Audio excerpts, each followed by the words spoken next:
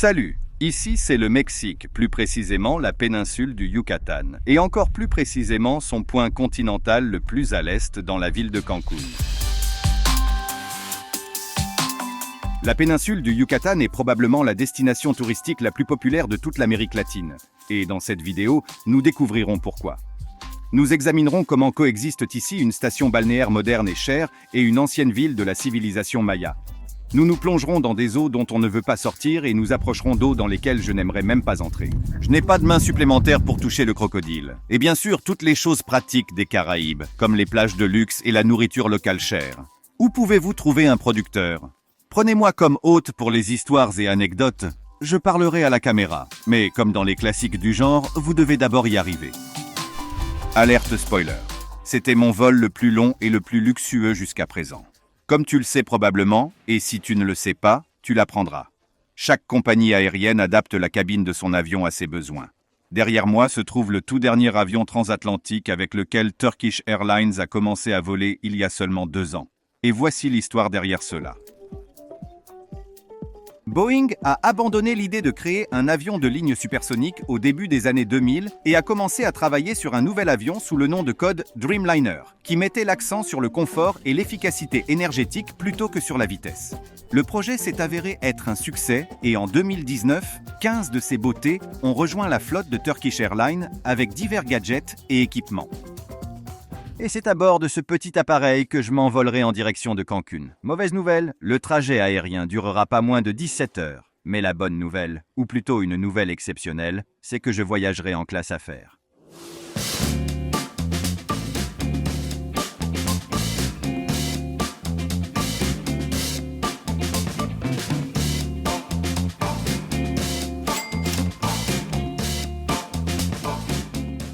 Le problème, cependant, est que filmer à bord n'est possible qu'avec une autorisation officielle, mais malheureusement, je ne l'avais pas. Mais j'ai pris quelques photos sans les partager publiquement. Commençons par la cabine. Elle est aménagée de telle sorte que tous les sièges sont séparés les uns des autres et chaque passager a sa propre mini-capsule. Pour moi, personnellement, la principale valeur de cet endroit réside dans une seule fonction, ou plutôt un seul bouton.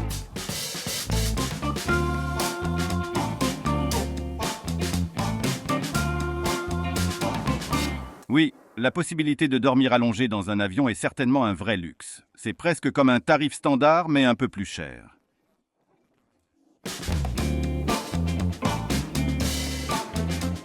La matinée commence par un assortiment de toutes sortes de choses utiles qui sont littéralement servies sur un plateau d'argent.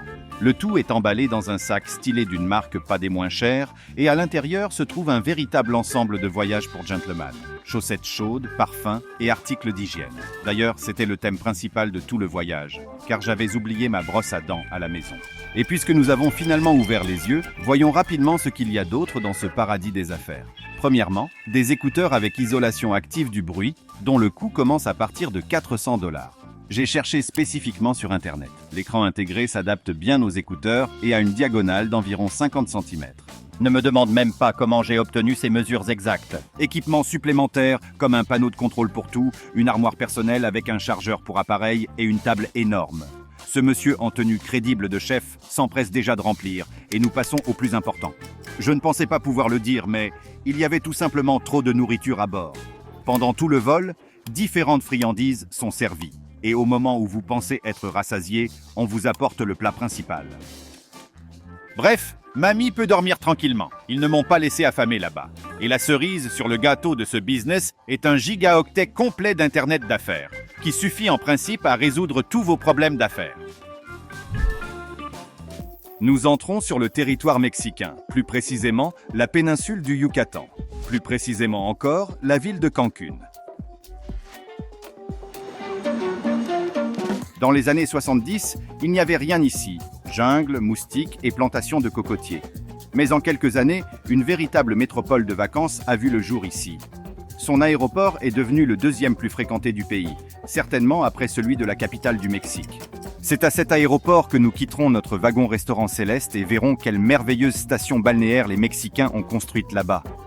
Pour être honnête, je pensais que je commencerais à parler de Cancún dès que je sortirais de l'avion. Mais je voudrais dire quelques mots sur le processus de passage de la douane au Mexique. Juste après être sorti de l'avion dans le couloir, il y a une première file d'attente où vos documents sont vérifiés avant le contrôle officiel des passeports. Honnêtement, je vois cela pour la première fois. Avant le contrôle des passeports, vous devez remplir manuellement une autre déclaration qui sera ajoutée à tout le dossier de documents déjà imprimés et vous devez tout imprimer. Réservation d'hôtel, vol aller-retour, visa électronique rempli à l'avance, questionnaire de santé. J'ai même fait un test PCR, bien qu'il ne soit pas requis. J'aurais volontiers évité cette paperasse, mais au Mexique, mieux vaut ne pas plaisanter avec ça, car chaque étranger dans la file d'attente est minutieusement vérifié avant d'obtenir le feu vert pour entrer dans le pays. Maintenant, cherchons un transport public car j'ai volé seul et je ne veux pas dépenser tout mon argent pour des taxis. Cancun vous accueille avec toute son authenticité. Les palmiers, un bar juste à côté de l'aéroport et une armée de chauffeurs de taxi et de navettes d'hôtel. Et à quelques pas de là, un immense et confortable bus public qui vous emmènera directement en ville pour seulement 3 $.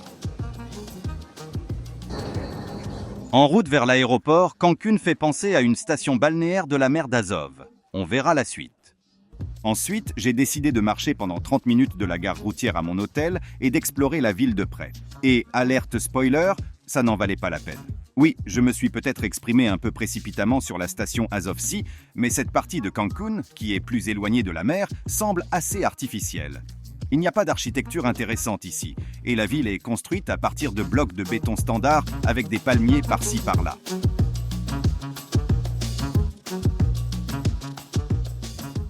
Et la ville continue de se développer. La population n'a cessé de croître depuis que le centre a commencé à être développé dans les années 70. Actuellement, 900 000 personnes y vivent, sans compter les nombreux touristes. Pour être honnête, je ne voudrais pas vivre à Cancun moi-même. Tout d'abord, probablement à cause du climat. L'air est humide, la température est d'environ 35-40 degrés. Après les montagnes et les températures en dessous de zéro, c'est plutôt insupportable ici. Avec la vague de chaleur actuelle, il n'est pas surprenant que les gens ne se précipitent pas pour quitter leur voiture climatisée. Et la ville n'est pas vraiment adaptée aux piétons à certains endroits.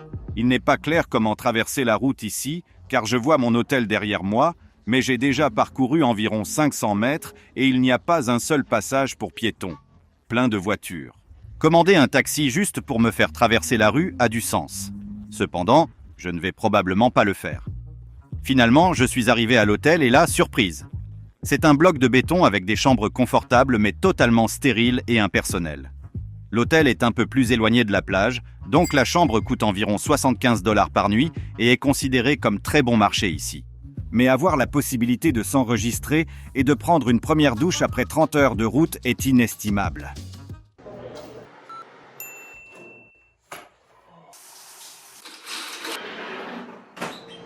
Et voici la vue depuis la chambre directement sur la ville. En résumé, un hôtel plutôt correct, et d'ailleurs, ce n'est pas moi qui l'ai réservé. C'est Boria de Niue qui s'en est occupé. Il est actuellement au Mexique avec le groupe, et j'ai décidé de les rejoindre pendant leur séjour ici, car il est plus rentable de voyager vers des endroits chers en groupe. Tout le monde est déjà à la plage, et puisque j'y vais, voici quelques informations pratiques supplémentaires sur le Mexique en général et Cancun en particulier. Ceci est une section pour les touristes, édition Cancun.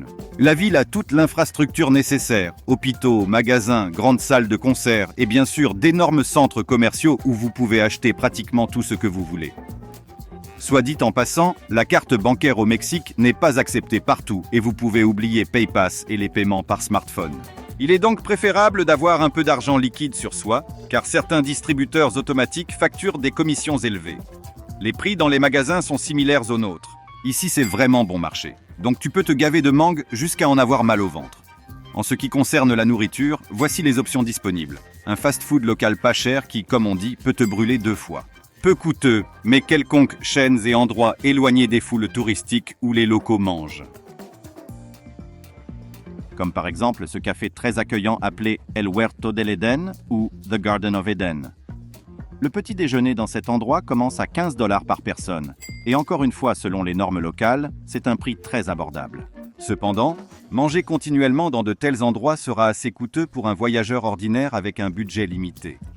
Le dernier épisode, je voulais aller à la plage en Uber, mais il ne fonctionne pas ici près de la plage. Alors j'ai dû commander un taxi officiel.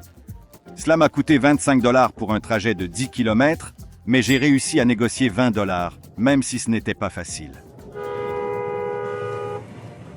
Mais il y a toujours une alternative économique. Ce sont les mêmes bus municipaux qui vous emmèneront pour $1 directement à la zone hôtelière de Cancun.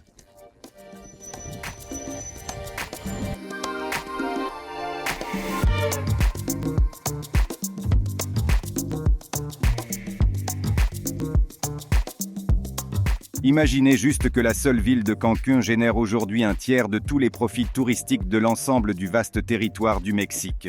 Et tout cela bien sûr grâce à la décision de transformer cette formidable langue de sable de 20 km de long en un épicentre hôtelier.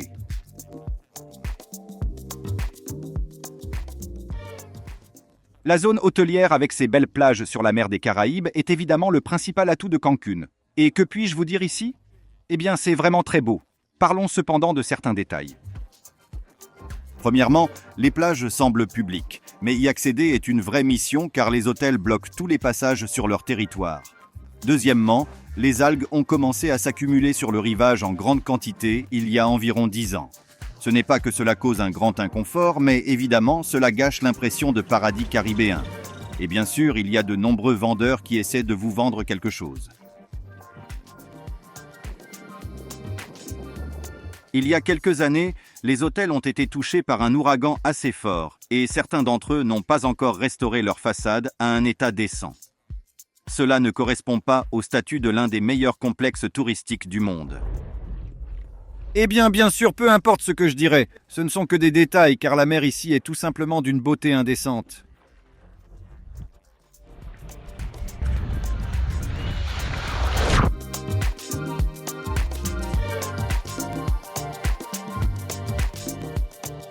Cette eau attire non seulement des amateurs comme moi, mais aussi des voyageurs professionnels.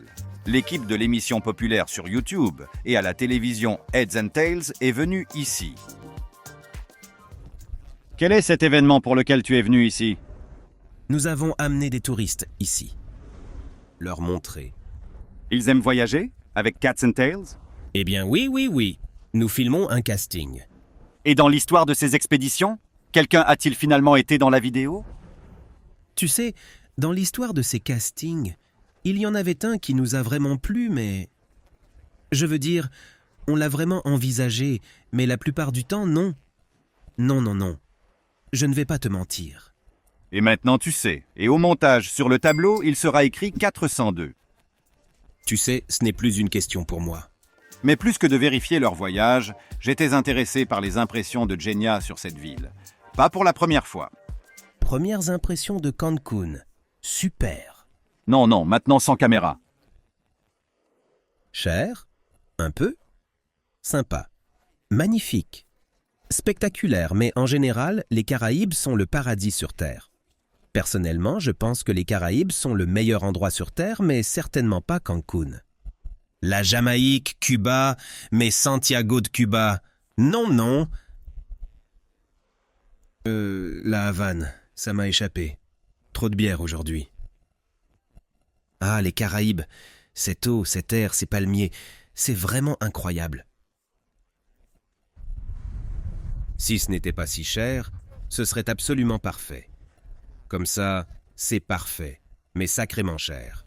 Je pense qu'en ce moment, seul Tulum est plus cher au Mexique. Mais vérifiez-le. Et regarde ici. C'est aussi sympa. Génial. Quoi? Prends-moi comme hôte de Heads and Tails. Je peux parler devant la caméra. Je peux le faire même pour $100 par semaine. Tu ne croiras même pas comment. Écoute, sans vouloir te vexer. Non? Tu parles normalement et tu peux vivre avec $100. Je ne me dispute même pas. Mais le programme commence toujours de manière standard, où l'animateur lance une pièce d'une main et de l'autre. D'accord, pas de question, j'ai compris. Je suis désolé, mais c'est comme ça. Oui.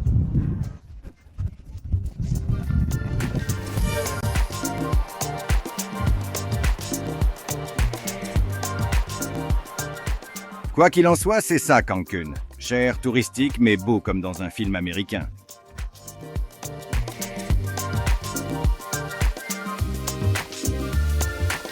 Alors, selon la meilleure tradition de mes films, ce soir, un time-lapse de coucher de soleil.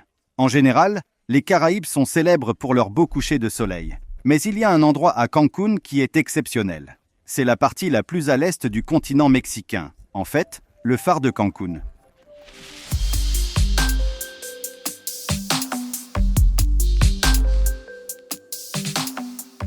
Le phare a été construit en 2009 et il sert maintenant non pas à la navigation, mais à décorer le cap à l'extrémité de la zone hôtelière et du continent du Mexique. Vous pouvez atteindre ce bout de terre en vous promenant autour des hôtels dans l'eau peu profonde. C'est ainsi que font les locaux et ils apprécient ces vues. La beauté de cet endroit est insupportable. D'un côté, il y a de mini-falaises sur lesquelles les vagues se brisent. Un léger vent s'est levé et les vagues sont devenues comme dans un film. D'un autre côté, juste ce phare et le coucher de soleil. Tout simplement incroyable.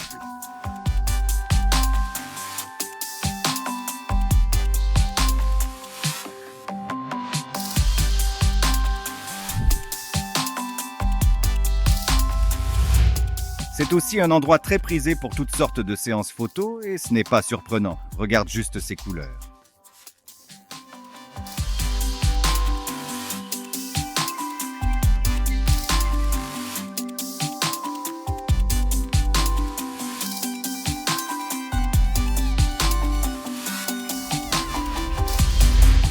Il y a des légendes sur la vie nocturne à Cancún, mais pour être honnête, ce n'est pas aussi intéressant pour moi que ces endroits sur la péninsule du Yucatan que nous verrons demain matin.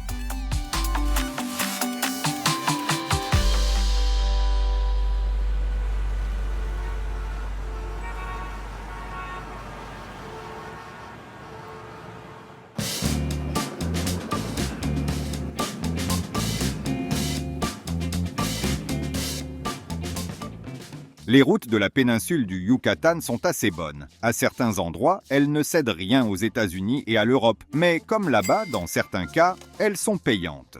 La plus grande déception a été de ne pas pouvoir profiter des panoramas le long de la route, cachés presque partout par des mangroves denses. Sur le chemin, il n'y a pas beaucoup à voir, mais profondément dans la jungle, il y a beaucoup de choses intéressantes laissées par les habitants indigènes du Yucatan, les anciens Mayas. À quelques heures de route de Cancún le long de ces routes, nous atteignons probablement la principale réserve archéologique de tout le Mexique.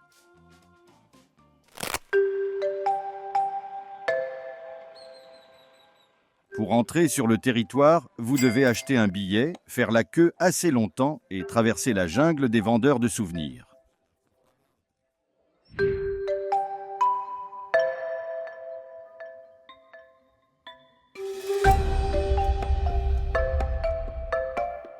Chichén Itzá est la plus grande et célèbre ville de l'ancienne civilisation maya.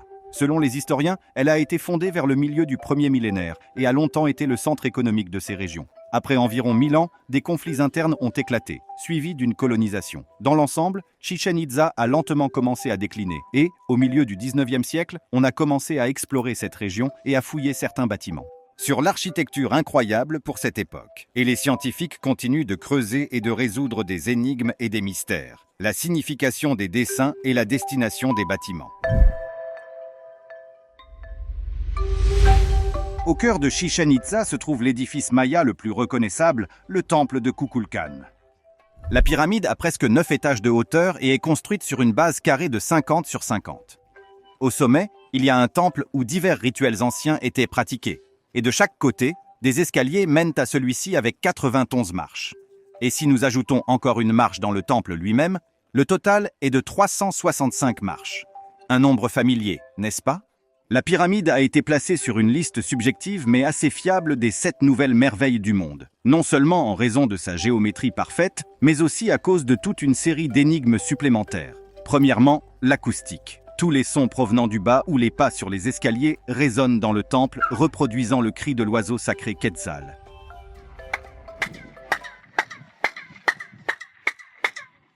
Deuxièmement, plusieurs fois par an, lors des équinoxes, l'ombre projetée par les bords de la pyramide crée l'illusion que le serpent Kukulcán, le dieu qui a donné son nom à la tour, rampe sur les escaliers. Cela semble assez mystique. Troisièmement, il a été découvert relativement récemment qu'à l'intérieur de la pyramide, il y a 2 autres pyramides identiques, mais plus petites. Une sorte de poupée russe maya au milieu de la jungle.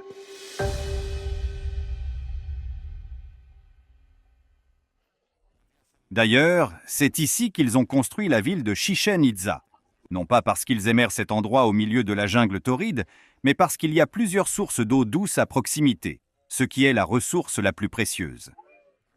Les principales sources d'eau douce du Yucatan sont les grottes effondrées appelées cenotes, et ce céno particulier était utilisé à une fin légèrement différente. L'un des passe-temps des anciennes civilisations était de faire des sacrifices, parfois en noyant des gens dans ce puits derrière moi.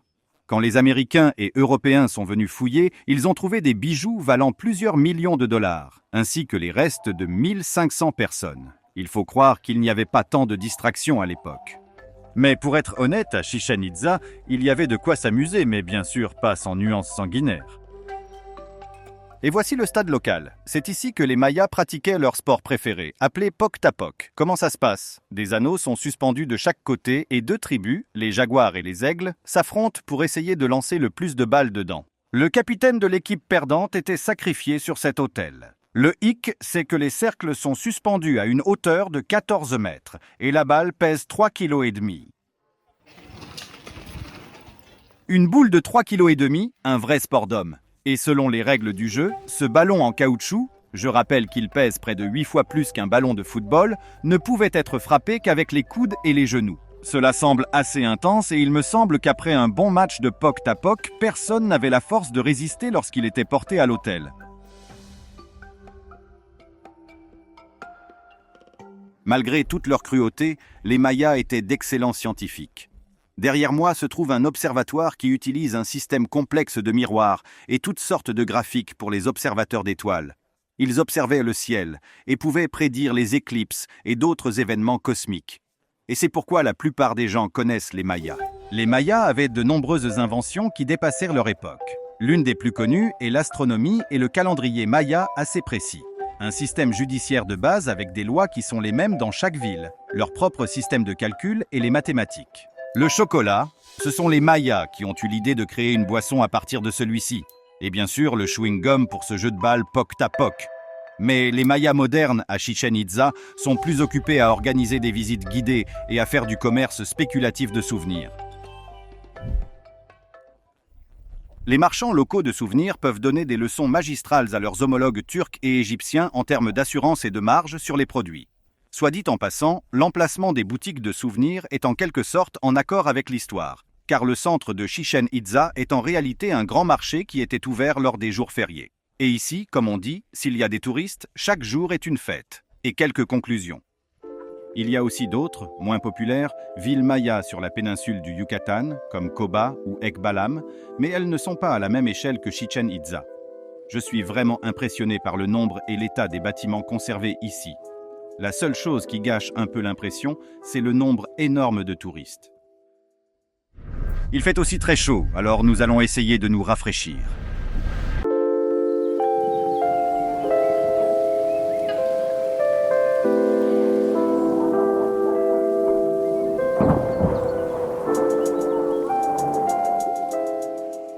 Visitez Chichén Itzá. Le même jour que les cenotes est monnaie courante pour les touristes. D'abord, vous surchauffez dans l'espace brûlé par le soleil, puis vous vous rafraîchissez dans cet endroit merveilleux. Les cenotes sont l'une des principales attractions naturelles du Yucatan. Ce sont des grottes souterraines avec de l'eau douce, où le plafond s'est effondré et s'est transformé en un puits. Dans la langue des Mayas, le mot cenote est en fait traduit par puits, car de l'eau y était extraite. Et maintenant, ils tirent beaucoup d'argent des touristes qui veulent nager ici. Nous avions un parc aquatique à Kharkiv qui était décoré presque de la même manière. Et voir le même environnement mais dans un cadre naturel est très inhabituel.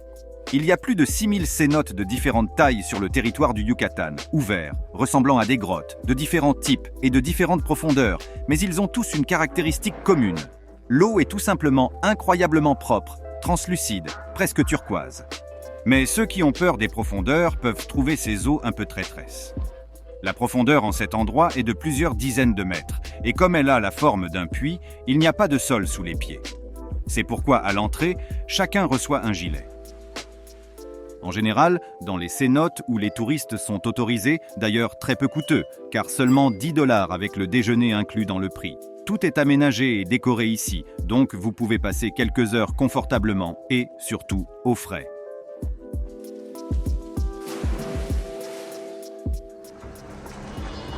En résumé, Les cénotes sont des lieux touristiques qui valent vraiment la peine d'être visités. Et nous passerons la nuit dans la ville la plus proche.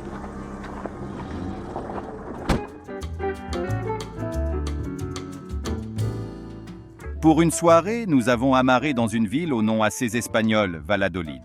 Les conquistadors l'ont nommée ainsi en l'honneur de la capitale de leur pays à l'époque, et c'est un exemple typique de ville coloniale. Des bâtiments colorés d'un étage, une place principale et une vieille et belle église catholique. En gros, tout est comme dans les manuels pour ce style. Le seul fait intéressant à propos de cette ville, selon moi, est que les Espagnols l'ont d'abord organisée beaucoup plus près de la baie. Mais ensuite, ils étaient fatigués du climat, alors ils l'ont déplacée un peu plus loin. Juste ici, où elle est maintenant. Ce qui est amusant, c'est qu'en une seule journée, vous pouvez visiter des villes du Yucatan de 3 époques extrêmement différentes. Tout d'abord, Cancún, très moderne, ensuite Chichén Itzá, ancienne ville maya du 1er millénaire, et enfin Valladolid du milieu du 2e millénaire. En regardant vers l'avenir, je dirais que lors de ce voyage, nous visiterons encore quelques villes coloniales très intéressantes, mais je vous en parlerai dans les vidéos suivantes. Nous nous sommes arrêtés à Valladolid juste pour une nuit.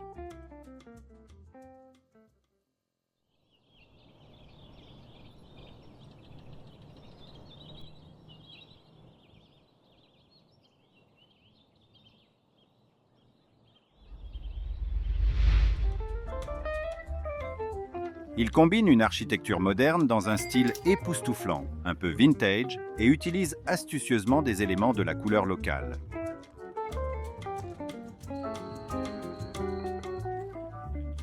Contrairement à la boîte en béton à Cancún, c'était dommage de partir, mais je devais le faire. Hier, nous avons visité les 2 principales attractions touristiques du Yucatan, mais aujourd'hui, nous nous concentrerons sur sa nature, qui est assez abondante à proximité. À 100 km de Valladolid, sur la côte nord du Yucatan, se trouve un petit village de pêcheurs appelé Río Lagartos. La ville elle-même n'a rien de spécial. C'est un classique du genre.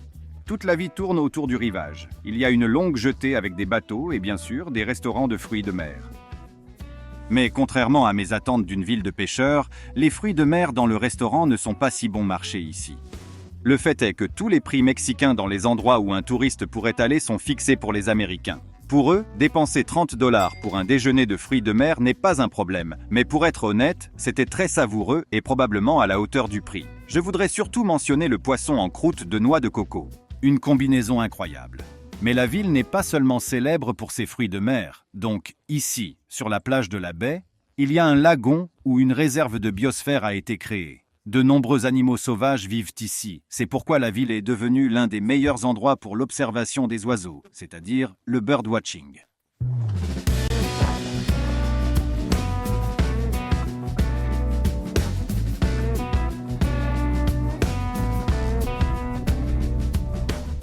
Le birdwatching, c'est simplement lorsque des touristes américains montent sur un bateau, naviguent dans la lagune et là, ils contemplent et photographient divers oiseaux rares, comme par exemple ce gracieux aigle noir.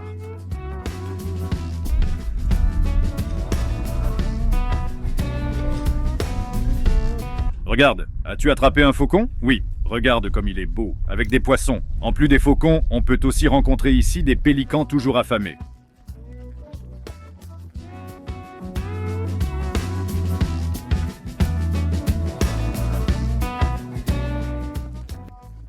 Et aussi l'un des oiseaux les plus rapides du monde, à savoir la frégate. Certaines espèces de ces oiseaux peuvent passer plus d'1 mois en l'air sans se poser, mais malheureusement se sentent très maladroits sur terre et dans l'eau, donc vous devez les nourrir aussi haut que possible. Qui a le plus faim? Nourrir les pélicans.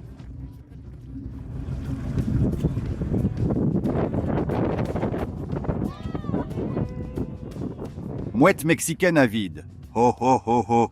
Non, c'est bon. Les retraités américains qui se rendent compte de quelque chose sont assez drôles. Un peu plus loin, le long du lagon, tu pourras probablement rencontrer les oiseaux tropicaux les plus recherchés par les photographes. Bien sûr, les flamants roses. Malheureusement, il était impossible de s'en approcher à moins de quelques centaines de mètres, car ces créatures rusées se déplacent dans les eaux peu profondes et le bateau s'échouerait là-bas. Mais même de très loin, elles paraissent très vives et impressionnantes. D'ailleurs, il s'agit d'une espèce distincte de ces oiseaux, appelée le flamant rouge. qui ne vit que dans ces lagunes des Caraïbes, et dont la couleur du plumage est beaucoup plus saturée que celle des flamands roses bien connus. En général, bien que de loin, c'est vraiment exotique. Mais les flamands ne sont pas les principaux habitants de cette réserve naturelle.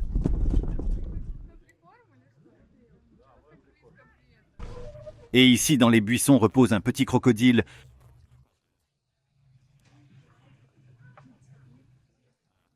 Là-bas, sa maman nage.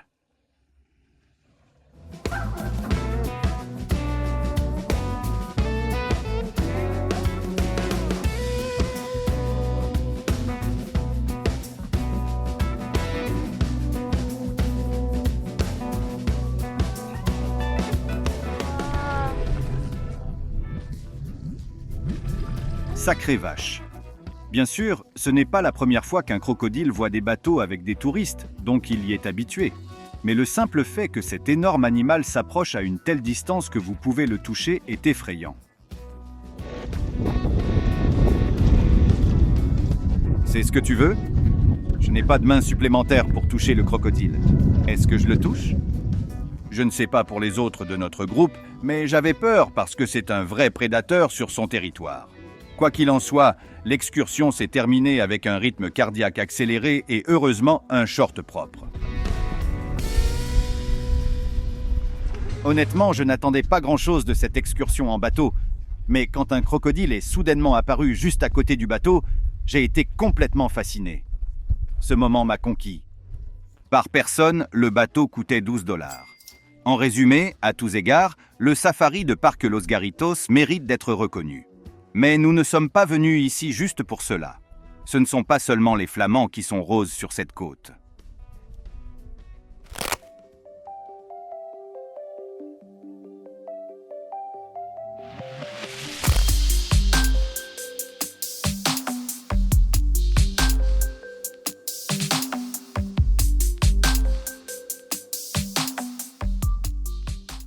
D'un côté de la route, le turquoise du golfe du Mexique et de l'autre, les lacs salés rose vif de Los Colorados.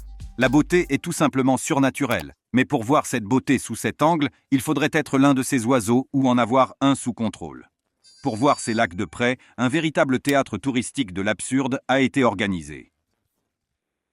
Je te dis, donc, une entreprise au nom simple Salsol extrait du sel de ces lacs, et toute la région est entourée de fils barbelés. Alors, ils ont pensé, pourquoi ne pas diversifier leurs revenus et laisser entrer les touristes sur les lacs pour qu'ils puissent voir tout cela de près. Ils ont fixé le prix d'entrée et les étrangers paient plus que les citoyens du Mexique. Ils ont ajouté une tour d'observation payante avec un temps limité de séjour. Mais ce n'est pas tout. Un employé est envoyé avec les visiteurs pour s'assurer que personne ne s'approche de l'eau à moins de 5 mètres. Cela ressemble à un excellent plan de visite. Mais sérieusement, si tu veux visiter les lacs roses sans ces règles de musée, viens aux baies salées dans la région de Kherson.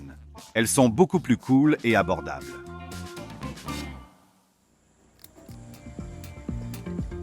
La réservation de l'excursion sur la côte nord du Yucatan a été à moitié réussie, mais nous sommes revenus à Cancun. En plus de la partie continentale, il y a une autre île assez intéressante près de Cancun que tu peux rejoindre chaque jour avec ce ferry.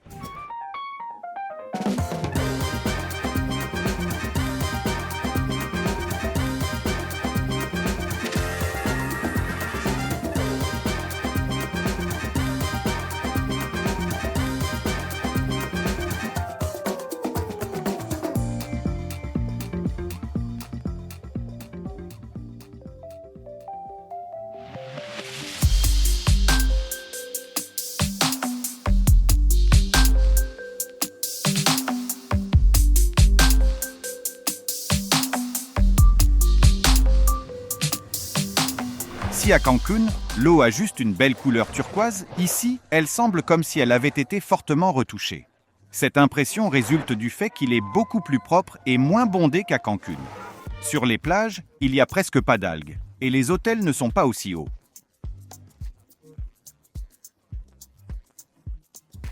Il y a beaucoup de clubs de plage ici. Nous avons trouvé le plus vide, et pour un dépôt de 300 pesos à dépenser au bar, nous avons eu pratiquement un morceau de plage privée. Bien sûr, ce n'est pas un paradis tropical désert comme dans les publicités de Bounty, mais sur l'île de Mujeres, qui signifie île des femmes, c'est beaucoup plus confortable que sur les plages de Cancun. L'histoire de l'origine du nom de l'île est également intéressante, ou plutôt, il y en a deux. La première est que, il y a longtemps, dans l'Antiquité, vivait une prêtresse maya qui avait seulement des femmes comme acolytes. Deuxième, à mon avis plus intéressante, est que les pirates locaux, lorsqu'ils partaient en expédition, laissaient leurs femmes ici. D'où l'île des femmes. Et je ne parle pas des pirates qui sont venus ici et ont téléchargé des films depuis des torrents, mais des vrais pirates des Caraïbes.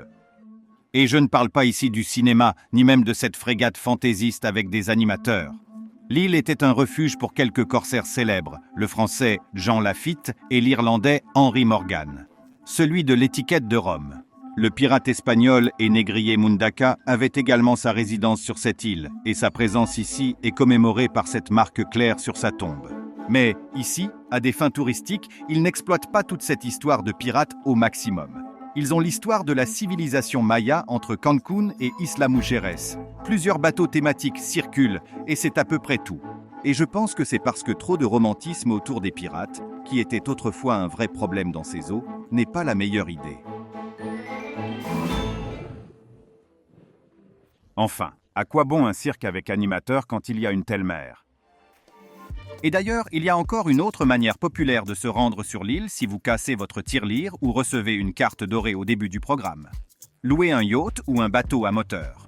En plus des avantages évidents liés à la vitesse, vous aurez la chance de plonger dans divers endroits intéressants, et il y en a beaucoup sur l'île. Ou profiter simplement des Caraïbes, sans même aller à la plage. On a entendu de la musique ukrainienne venant d'un bateau. On s'est approché. C'était des gars de Kiev et Kharkiv. On leur a demandé combien coûtait le bateau. 800 $ pour le groupe. En plus, ils nous ont offert de la bière en partant. Pour la première fois, je suis entré dans l'eau les mains vides et revenu avec quelque chose. Je suis un vrai pirate. Et quelques conclusions rapides. Nous avons passé toute la journée ici et c'était probablement la meilleure chose que j'ai vue à Cancun. Ce n'est pas sans raison que les gens du coin viennent ici pour se détendre, car il y a un bon équilibre entre le confort et une certaine sauvagerie. Par exemple, sur les plages vierges à l'arrière, vous pouvez trouver de tels beaux gars bien nourris. La meilleure façon de terminer la journée serait un coucher de soleil sur la plage, mais nous nous sommes dépêchés pour attraper le dernier ferry pour le continent.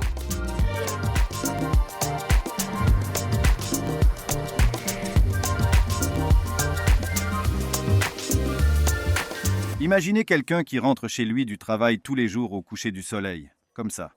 Juste une beauté illégale. Mais globalement, j'ai des sentiments mitigés. D'une part, beaucoup de toutes sortes de règles touristiques, surtout aux îles Roses. C'était presque surréaliste. D'un autre côté, les couchers de soleil comme celui-ci et la mer sont incroyablement magnifiques. Et en tant que personne qui aime plus les montagnes, j'ai pris beaucoup de plaisir aux Caraïbes. Les amis, je vous rappelle. Amis, je vous rappelle, Cancun ne devrait être visité que si vous avez déjà été à Odessa, Ironport, Sudak et Tchernomorsk. Quoi d'autre de bon avons-nous? Yarilgash. Oh, Yarilgash. Kinburn Split. Bien sûr, Kinburn Split est vraiment incroyable. Bien sûr, où est-ce que je veux en venir? Dans notre pays, il y a des choses à voir, quelque chose d'impressionnant. Mais les émotions sont toujours comme « Waouh !» Est-ce qu'il y a quelque chose comme ça dans notre pays? Et quand tu viens ici, tu as des sentiments différents. Quelque chose comme « Oh mon Dieu !» Quelque chose comme ça existe sur notre planète.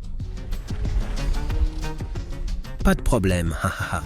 S'il vous plaît, en ce qui concerne l'architecture et la nature, il y a aussi la ville étonnante de Toulouse.